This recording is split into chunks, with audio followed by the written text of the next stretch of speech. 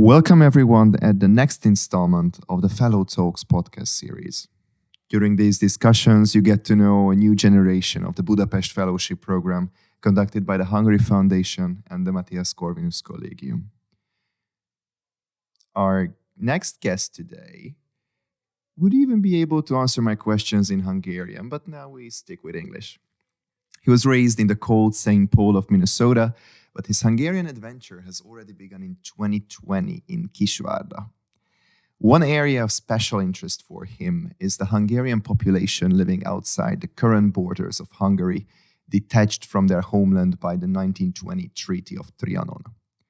During the last 2 years, he has made trips to cities throughout the Carpathian Basin, where Hungarian culture has persisted from Kassa, Slovakia, to Kisvárda, Romania. But for now, please welcome Luke Larson. Thank you for coming here, Luke. Oh, you're welcome, Benson. As we begin, we can congratulate you on just having earned your B2 level Hungarian language certificate. What do you think you can understand better about the Hungarian people through living among them and practicing the language than others without the language? Yeah, well, I think in the Budapest Fellowship Program, we have a very intimate view of Hungarian culture. But I think there is something special about being a teacher overseas, being in people's day-to-day lives, in Hungarian school classrooms. My colleagues in Kisvárda were all Hungarians. So I became very used to being the only American or the only international person really in my day-to-day sphere. And so I think it was a very intimate view of Hungarian culture and society.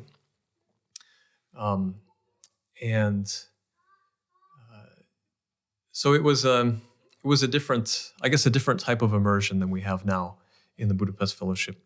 And with the language in particular, I think Hungarians they really appreciate when foreigners try to learn Hungarian.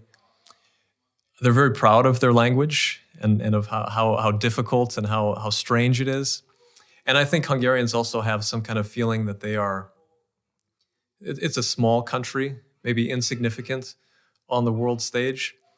And because of that, they really appreciate, they really take to a person who is making the effort to learn some Hungarian. And I noticed that even from my first week or so in Kisvárda, just like as I knew words like köszönöm, szia, I would get compliments for trying. So I think that for me has been a great way to get to know Hungarians and to get to know the culture better, because I think Hungarians really open up once you show the effort of learning the language. And I think just after 2.5 years being here, when I travel now to a new country, I understand that my understanding of that country, that culture, from just like a week traveling, is so shallow compared to what it could be, after having spent such a long time here and seeing the depths of Hungarian culture. And in your case, it's rather different from the different perspectives brought by the other fellows. But could you share your motivation behind staying in Hungary when you first came here? And what would you say your motivation was when you were applying for the Budapest Fellowship Program? Okay. So why I came here in the first place, you mean, right? Well, I really had the sense that I wanted to go abroad somewhere and to experience life in another culture. That seemed like a really exciting challenge to me. So I took a course for teaching English as a foreign language. And when I finished that course, I was looking for job opportunities all around the world, from Spain to Argentina to South Korea. Hungary wasn't really on my radar at that point, but I would say it was a very happy coincidence that I ended up here. I found a job posting online for one teaching position open in Hungary with this program called the Central European Teaching Program. And I reached out to them and they said, oh, sorry, the position was just filled, but stay in touch and there might be more opportunities available. So initially I thought, okay, I'll spend a few months in Hungary. That'll be fun. And then after the summer, I can go to another country, maybe. And I got a position in Szeged, and I was going to fly out on March 15th, 2020. And that was the very weekend that the whole COVID crisis erupted. And Americans were fleeing Europe and flying back to the US. So unfortunately, that wasn't possible. But over the summer, I kept looking, and I realized it seemed like Hungary was the only country that was still accepting English teachers at that point. So I applied again. And I describe it jokingly sometimes as an arranged marriage. It wasn't like I was in love with Hungary already and I always dreamed of going to Hungary. It was more like it's kind of what was presented to me. It's what worked at the time. It was what was convenient. And over my time, I've grown to love it more and more. So it went from me thinking I'd be here for 3 months to deciding to come for a year to teach in Kisvárda, and then deciding to stay for another year. And now I stayed for another year with the Budapest Fellowship. And I guess I should mention too, the reason I went to Kisvárda, I told the program, I don't want to go to Budapest. I want to go to a smaller town where I can be more immersed in the culture, where there's more motivation to learn the language. I felt like if I went to Budapest, it would be too easy to kind of fall into the expat community and to use English in my daily life. So I'm very glad that I was in Kisvárda first before coming to Budapest, rather than the other way around.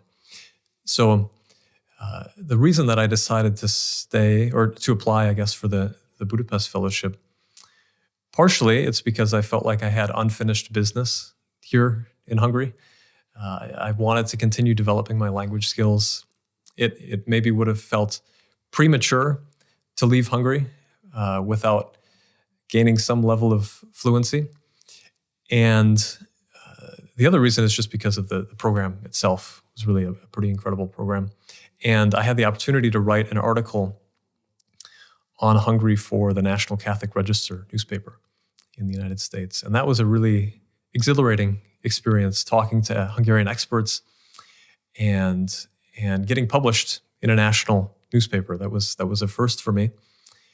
And looking at the program and seeing that it offered the opportunity to continue doing that kind of writing, it felt very, very fitting. So I was very glad that I came across that opportunity. It's interesting that you also mentioned a bit of this Catholic element to your application. And one thing that I really wanted to touch upon is faith and its influence in the Hungarian and American communities. And as faith has followed you throughout your life, what role do you think faith plays in the Hungarian communities in comparison with the American people overseas? Right. Well, that's a very, very interesting question in the Hungarian context. There were things that I didn't realize about Hungary's religious scene before coming here. Like, for example, the eastern third of the country is primarily Protestant, Calvinist. Even at the Catholic school where I taught, a majority of the students were Calvinist. So that was something interesting and new for me. But also, there's a question that I'd like to explore with an article at some point this spring, is this idea that the current government really touts Christian values and speaks of Hungary as being a Christian nation. So that's very much, and it seems to be a very popular political message too, as Fidesz has been very successful in 4 elections in a row now. At the same time, Hungarian society strikes me as being less religious than the United States. And when I first came here to Hungary, and it could be that this had something to do with COVID, but I think there's something beyond that as well. In the United States, there will be coffee and donuts after Mass, or Bible studies, or youth groups and things like that. And my experience was that doesn't exist to the same degree here in Hungary. That you go to mass and then you go home, and that's kind of the religious experience largely. And I think if you look at the statistics, church attendance is lower than in the United States. So that was something that I really try to impress on the students in Pécs and Szeged when I just recently gave some presentations about the regions of the United States and the history of the United States. And I think one thing that makes our country unique today is the resiliency of religion. There was a very interesting chart that was showing countries by the percentage of people that pray daily and the average income of the country. And the US was a huge outlier, being like the one wealthy, developed country that has a very high rate of religiosity still today. So that's something that I perhaps still don't understand very well here in Hungary, but I would like to explore that. That's interesting. And is there one thing that you wanted to show Hungarian religious communities that worked very well in the US and tried to adapt it here? Or you weren't making efforts to teach American Christianity, so to speak, if there is such a term, but I think you know what I'm getting at. Okay, yeah, that's interesting. In terms of something that I showed, I guess my experience in the Catholic school was maybe a little bit different than in the United States. The fact that a majority of the students were not Catholic really kind of colored that experience as well. So I tried to bring in what I thought was good from my experience in Catholic education in the United States to Catholic education in Kisvárda. Starting class with prayer, for example, teaching the students English prayers. And I gave talks to the dormitory students at the high school on the saints and different topics. So I think all of that was kind of colored by my own experience. I think very positive experience, like in the University Catholic Center in Minnesota, and my Catholic school experience, kindergarten through 8th grade. So I hope that rubbed off on the students in some way. Hopefully, I truly hope that. Moving forward and touching upon your research area, we're already halfway into the program, and we have visited several towns and cities across Hungary. Soon we will visit Transylvania, but we had an interesting discussion in Esztergom, and it has already showed us the unique nature of Hungarians living inside and outside the current borders, because if you already see over the Danube, you can already see the large groups of Hungarians who are technically in touch with the motherland, but not that much already. So how do you think this topic of the Hungarian diaspora is still relevant to this day, and what are your observations about the diaspora? Right. Well, I think I've always been interested in national minority communities. Some of my favorite papers that I wrote in college were on, for example, the Quebecois, this French-speaking group in an English-speaking nation, or the Oromo people of Ethiopia. So I've always been interested in these kind of groups, or even thinking back on my ancestors' past. What does it mean to be a Swede moving to Minnesota, or a Luxembourger moving? So I've always been fascinated with that. And Hungary is a fascinating case study for these kind of groups, because the Treaty of Trianon basically left a large Hungarian minority in all of the countries that today border Hungary. Hungarians joke that they're the only country that's bordered entirely by themselves. So if you cross the border into Romania, Slovakia, Serbia, you can still speak Hungarian. And that was really fun for me to realize, taking a trip last summer into Szabadka and realizing, I can go to a shop and still use Hungarian. So that's kind of where my interest comes from. And my research topic in particular is the Hungarians that live in the region of Ukraine that the Hungarians call Subcarpathia. And it's a a largely Hungarian region of the very western edge of Ukraine.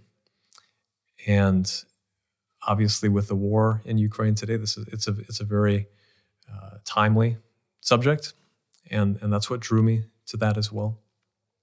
A big part of my experience in Kisvárda, or I guess a big event, was the escalation of the war in Ukraine last February, and seeing refugees filling the trains coming through Kisvárda, hearing more Ukrainian on the streets. I had several students who lived in Ukraine and commuted to school during the week, and it significantly disrupted their lives. So I was just 20 miles away from the border, more or less, in Kisvárda. And so I think my research topic with the Nemzet Politikai Kutatóintézet, the Research Institute for Hungarian Communities Abroad, is it ties some of these things together. It ties together my experiences in Kisvárda, because I'm looking specifically at the Subcarpathian Hungarians who have moved to northeastern Hungary, so Kisvárda and the surrounding regions. So it ties together that with my interest in these communities and with this ongoing timely situation in Ukraine. And to conclude this discussion, I think I try to make it a common theme. The fact that you still have a couple of months left here in Hungary, what is an event, a program that you are looking forward to? And what is one thing that you think you have yet to understand about Hungary in the framework of the program? Okay. Well, one thing that I'm looking forward to, I look forward to all the trips that we take, but I think the trip to Transylvania in particular will be especially interesting. I do have some experience in Transylvania. In fact, the first Hungarians I ever met were Transylvanians. Working in Medora, North Dakota at Teddy Roosevelt National Park. There were a few That's incredible. Transylvanian Hungarians from Nagyvárad that maybe taught me a few words in Hungarian. This was maybe 4 or 5 years ago. This was your destiny to come here. That's right, maybe. And so I have been to visit them in Romania. I went to the Pentecost celebration in Kisvárda or Csíksomlyó last year. But one thing that's been so special about this program is it's a different type of cultural immersion. You know, living in Kisvárda was one type, and being here in Budapest has been a great experience to understand better the history and the literature, the films, the politics, things that I maybe had a more surface level understanding of just through living in Kisvárda. So I'm looking forward to spending a good week or a number of days in Transylvania and getting that kind of immersion, understanding the history of the region better. So that's one thing I'm looking forward to in particular. And your other question was one thing that I don't understand yet fully. Well, the Hungarian language, I guess, is that's a never-ending challenge. Is one that I could say, right? No, I do have the sense that there's some kind of unfinished business here in Hungary until I can pass a C1 exam or something like that. So I don't know. I would love to, it's a very difficult language, but I would love to at least consider myself fluent before leaving. And what better place to do that than in Hungary itself, right? No, that's a bold statement. It's a bold undertaking, and I hope that you will be successful on your journey. But Luke, thank you so much for this conversation. I really enjoyed it. Oh, you're welcome. Thank you very much, Bence. Thank you for listening to the third installment of the Fellow Talks. I was Bence Szabó, Program Associate of the Budapest Fellowship Program and International Relations student of the Mathias Corvinus Collegium. Thank you for staying with us.